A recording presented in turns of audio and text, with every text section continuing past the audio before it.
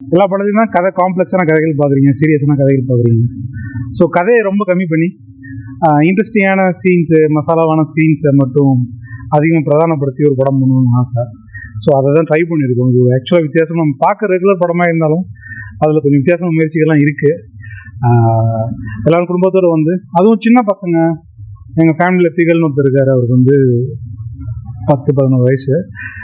அவருக்கு வந்து அவ்வளோ ஃபேவரட்டாக இந்த படம் இருக்குது. அவங்க அம்மா கூட ஆனால் ஓகே அப்படின்னு கேட்டிருக்காங்க, சூப்பராக இருக்குமா படம் அப்படின்னு சொல்லியிருக்காப்புல.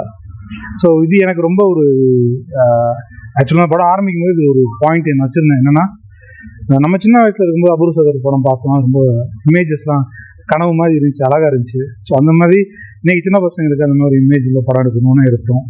அதனால தான் சண்டேலலாம் கூட ஒரு அவ்வளோ ரத்தம் யுத்தம் எதுவுமே கோரமாக இருக்காது, ரொம்ப சாஃப்டாக அழகியலோடு தான் சண்டை கூட இருக்கும், சின்ன பசங்க பார்த்து என்ஜாய் பண்ணுறதுக்காக. ஸோ இது அந்த மாதிரியான படம் எல்லாருக்கும் பிடிக்கும்னு நம்புகிறோம். தேட்டரில் பார்த்து என்ஜாய் பண்ணுங்கள் கண்டிப்பாக. தேங்க்யூ.